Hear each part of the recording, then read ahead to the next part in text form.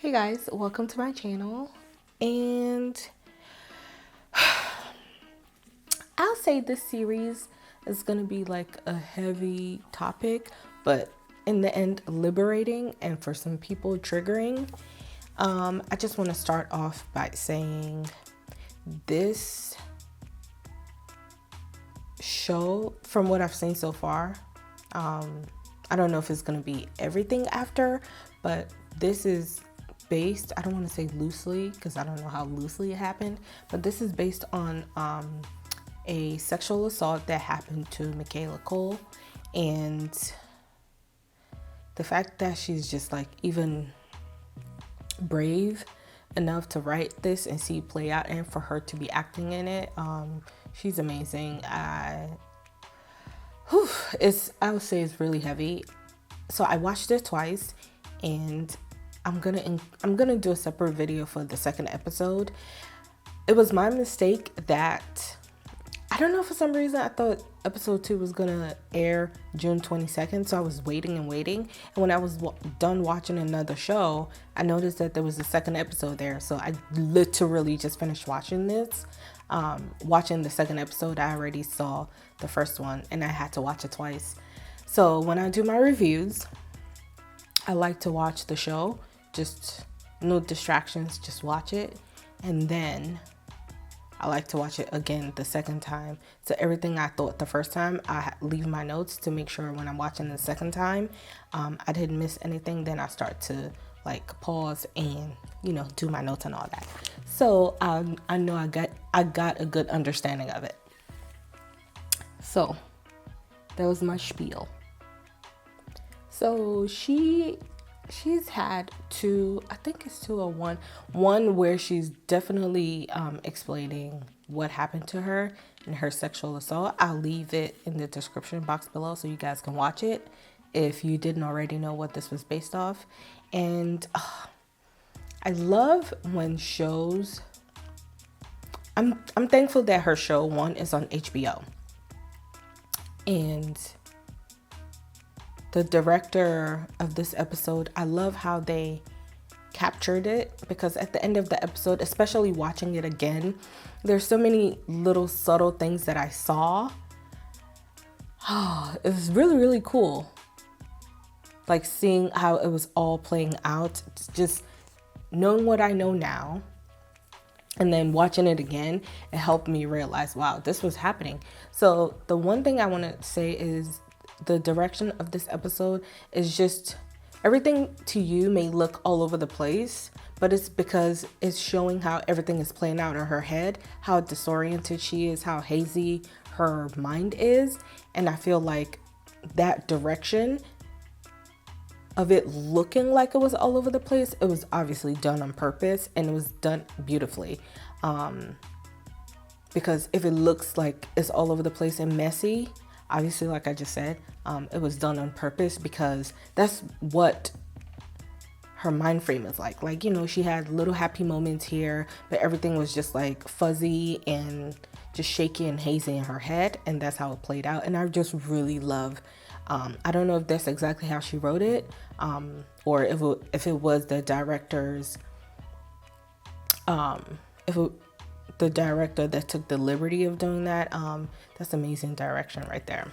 So let me start. The pilot begins with her in Italy, or leaving Italy. She basically went there to see her man. And I'm not sure, is he like her boyfriend, or are they just like messing around? I don't know. They haven't made that really clear yet, but obviously they care for each other, and those are the happy moments that she had when she was like in the Uber on her way to the airport, just showing on her, reminiscing on how happy those little moments were for her. And she was like, her job is under the guise that she went to Italy to write. She definitely went there to see her man, and she didn't care, because now she's in the cab trying to figure out what to write. You saw her trying to write, and it just wasn't happening for her. Her thoughts were the happy moments she just had with her boyfriend. I'm gonna say her man, because I don't know if that's her boyfriend, her whatever. I'll just say her man. So before she even gets in the cab, we could already, this is why I got so excited watching this the second time, because it's just subtle things that I saw. So at this point, we can already tell that Simon is a fucked up friend. Side note, please don't watch any of my reviews or any of my discussions if you haven't seen the episode yet, because these are spoilers, because I talk a lot and I like to talk about things like the shows and movies that I'm watching, so I like to have them in a discussion manner. So if you haven't seen it, you shouldn't be watching this at all. So anyway, Simon, we already see the type of fucked up friend he is, because even when texting her man was like, well, he's always texting you and all he wants to do is fuck, blah, blah, blah. And she said, no, he doesn't want that, because there was one time I tried to have sex with him and I was really, really drunk, and he threw me on the floor and ran out of the flat. He threw her on the floor, or shoved her on the floor, and ran out of the apartment. Let me tell you something. You're a fucked up friend if you do that to your drunk friend. You know why? Because he could have just, even clearly someone is disoriented and drunk. Make sure they're okay. And just, like, he could have just shrugged her off and said, nah, make sure she was okay. And make sure she was good. But he shoved her on the floor and ran out of the apartment. Like, she was that bad you had to run off because she tried to sleep with you while she was drunk? Now, I know for some people that can be like red flag, like she may lie and blah, blah, blah. But he's not a good friend. He's a fucked up friend. So the next pivotal moments, I'll try to make these like moments that stood out to me. So yeah, next pivotal moment that I saw when she was talking to her literary agents. When Francine got on the phone, you see how immediately she became very condescending. You can hear it over the phone. Even though they're showing us, you can hear it over the phone, the way she's talking to her. Just like, girl, we need this. But there's a way to tell people you need something, like the other guy was doing in the beginning. Like, girl, okay, we need what we need. We need it when we need it. You're playing games. And you're at the point where she gets it, like, okay, I fucked up. I really need to hurry up and write this shit ASAP and submit it. But then here comes Francine, the way Francines of the worlds do. She was just really condescending. It's just like, and Arabella was caught off guard because she felt like she was only talking to the guy, and Francine came on and just like kind of, she was just like annoyed. I was annoyed for her. And she said all of that, and then like, don't try to micromanage me outside of work.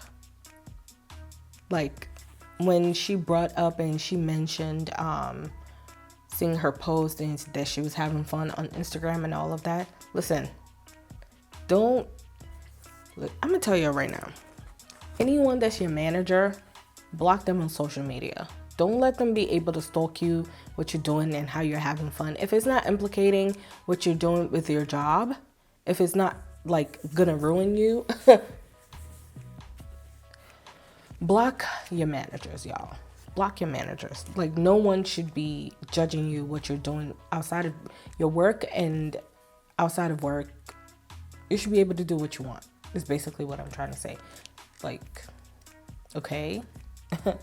I don't know, that annoyed me, and obviously that annoyed her. Like, you're telling me what to do because you saw that I was having fun on my Instagram posts because I didn't turn in my stuff yet. Shut up, girl, I'm gonna turn it in.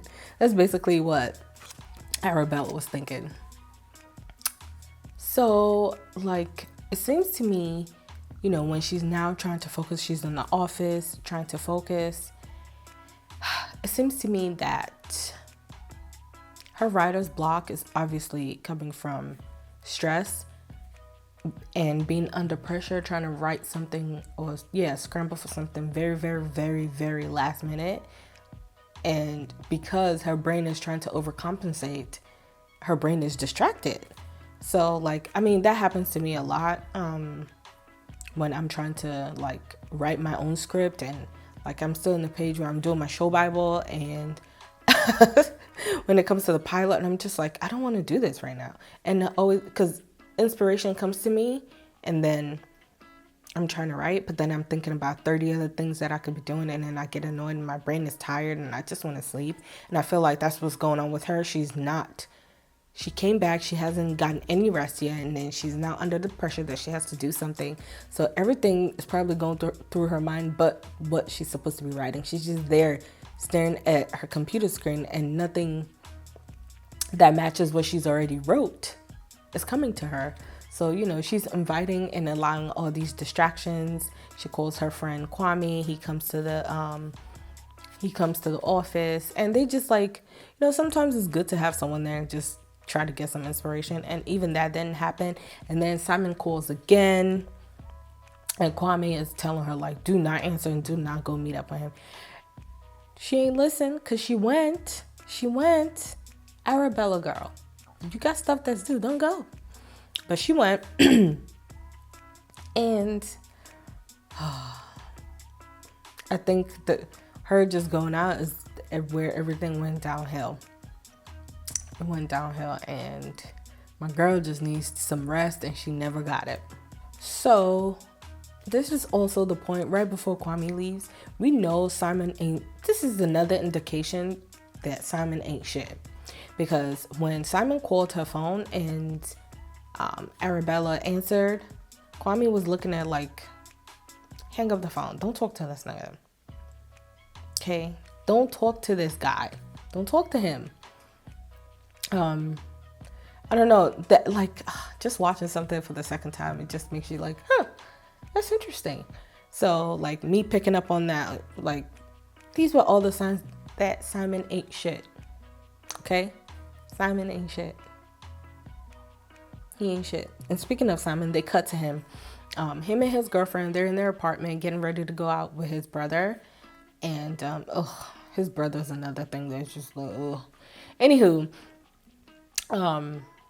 they were talking about their threesome, and it just looks like Simon is not with it. He doesn't want anything to do with this threesome. That's the way it's coming off. Like, he doesn't want anything to do with the threesome. And the girlfriend Kat, she's like, don't worry about it. And then getting some little a mini baby argument, barely. And they all go out. So at this point, this is where Arabella is like, all right, I'm just gonna go meet up with him. So she's on her way there, and then they're showing Kat and Simon agreeing to disagree. So they get to the bar. Is it like a bar or a restaurant? Because I think it was more like of a lounge vibe kind of thing. Anywho, they get there, and then the brother,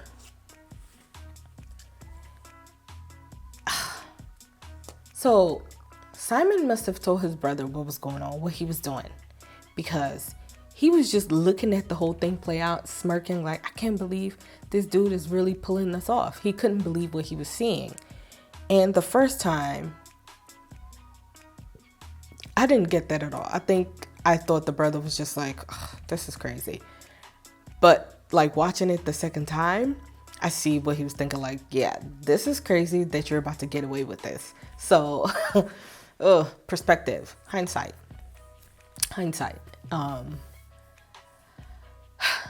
So all of that is happening. And then our girl, Alyssa, is the girl that they plan on having a threesome with. And she's like, I gotta go. She got a call. Her mom is sick or whatever. She had to go take care of her mom. Come to find out, after that was over, they just played the girlfriend, Kat. Kat went home. Simon was still hanging out with his brother. And then Arabella met up with them. This is where shit starts to go down. Okay? So they're showing us when Simon and Arabella, they're doing their greeting. And it's like, You know, when your kinfolk just come around and it's a vibe. That's basically what happened. And the brother oh, the brother was already like trying to talk to this blonde white girl on the side. I saw that was like carefully placed in frame, I think, for a reason. Anyway, that happened and they go in the club. And Arabella is basically like, yo, this is not Kat. Who is this? Like, who's this? And Simon is just playing it off like, you know how I get that. Oh, before that, his brother was ridiculously rude to Arabella for no reason. Because when he saw her, he was like, oh, you're short. Okay.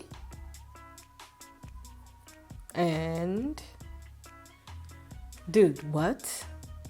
Even if that's what you thought, this is your initial meeting this girl, just say hello, how are you, and that's it. And then later on you could talk to your brother like, oh, she mad short or whatever. Anyway, that was just so stupid because it brings me next to the point. It's like, these dudes, they're whack. Because when Arabella's questioning Simon, like, yo, who's this? Where's Kat? Blah, blah, blah. And she's basically saying like, you know, I like Kat. I don't know what this is all about. Simon goes to say, it's all right, you know how I do. And plus, Kat thinks you're ugly.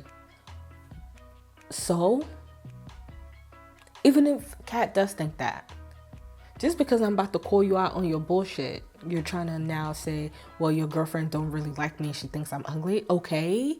What does that have to do with me trying to check you? Like, who is this girl? Like, he tried to play it off and then just try to deflect. That's basically what he did. And if that girl was your friend, even if your girlfriend did say she was ugly, why are you saying that to your friend? What? Simon is trash. Simon is trash. Okay, scene 1 told us Simon was trash. Oh. Furious. Oh, so I remember before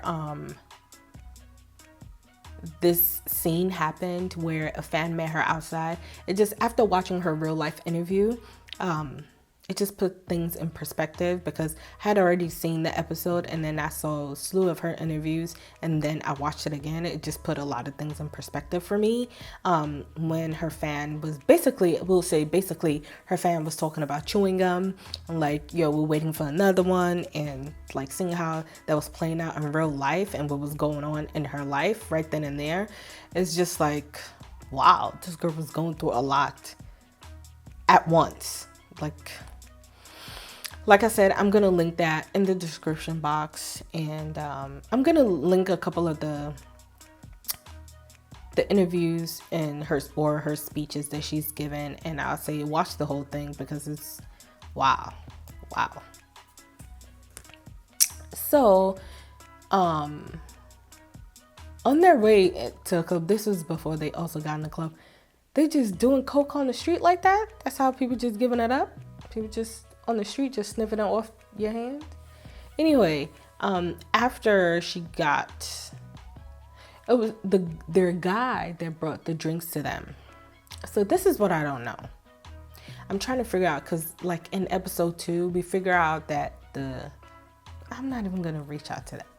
I just want to know how this happened, and I'm gonna touch on that on episode 2 because I want to do it episode by episode, so I'm not like all over the place. Even though this video seems like all over the place, I'm so sorry if it seems like that. So sorry. I'll get my stuff together next episode. So sorry. But they all took their shots. They're all on the dance floor having mad fun. The brothers also like found all the girls in there. He found a way to go find this white girl child. Some of you men are weird. Not saying that there's anything wrong with that. I'm not saying that there's anything wrong with that. But I feel like they did that on purpose for us to see something. Because when he was trying to talk to some girl outside, it was like a white blonde girl. And then the same thing like in the club. It was just, I feel like that's there on purpose. Because I didn't even notice that the first time. I don't think I did. The second time I noticed that they casually, because if it wasn't something to notice, I don't think there would have been a reason for them to like focus on that. So I feel like they put that in there for a reason. So homegirl is sitting there. Now she's like looking daisy. Or dizzy. I said daisy. She's looking dizzy and she's like falling all over the place. And it's like they showed a slew of women just watching her fall. Is that what y'all do? Like, I understand. Listen, even in a club, if somebody bumps into me and they just look like they're about to fall, I'm at least gonna help them, like move them somewhere or something. I don't think I'm gonna watch someone fall and just be like, wow, yikes, that sucks, and then just look away. People were laughing at her. They watched her fall. They watched her basically like just crumble and fall into an assault. Someone assaulted her because literally no one helped this girl. I just could not believe it. Like, nobody. Even the first time, I was like, why are they all looking at her laughing like that? This is normal? This is what y'all do when you go to the club? And she was by herself, which makes it worse. She was by herself.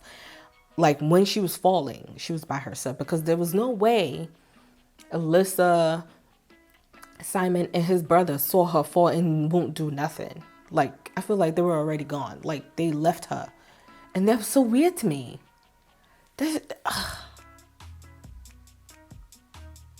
So weird. So at this point where she's back turning her work into her agents, they're just like focusing on what she's writing or what she wrote. It didn't make sense. It didn't match the rest of what she wrote before. And she also mentioned this in an interview where something was due for an episode and she kept asking people like, are you sure this is okay? This is okay. It's in the description box. Watch the whole thing. It's just like watching her explain that and watching that scene play out. It's just like, wow, this is what was going on. And while she was just talking, or while they were talking to her, you could tell she's out of it. And it just like I feel like this is the moment where she was just like blocking stuff out and nothing was making sense. Her head was probably very fuzzy and very hazy. The guy, was his name David or Ben? I don't remember. I think it was Ben. Was it Ben? I think it was Ben. Or maybe it's not. I don't know.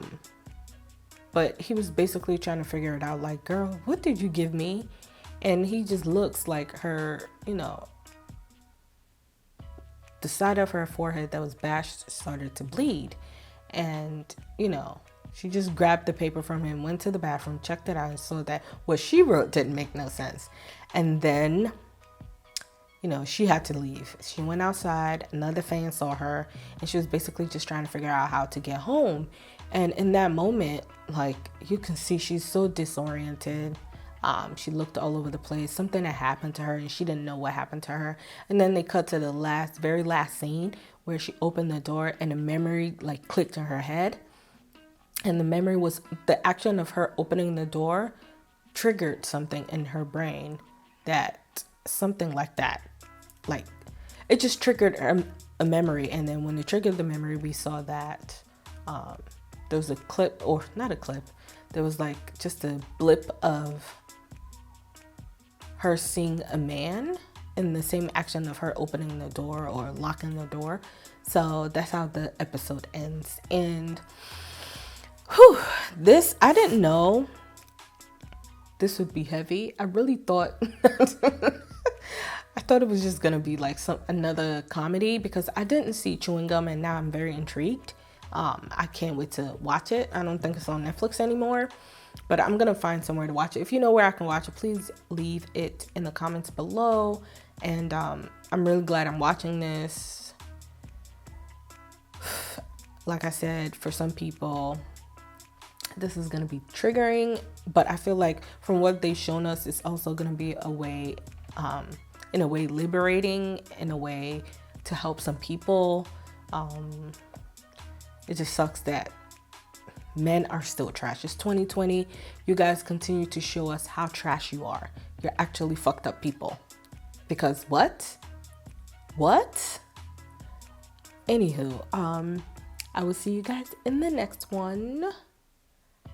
So my goal is to be able to get this channel to where once I do a review of something like a TV show or a movie episode, or TV show episode, then a movie, I then have like a live discussion so we can talk about it together. But I can't do that right now because I don't have 1,000 subscribers or 4,000 hours for me to be able to go live. Not everybody, I don't think anyone can just go live. And that is it, you guys. Thank you for watching, and I'll see you in the next one.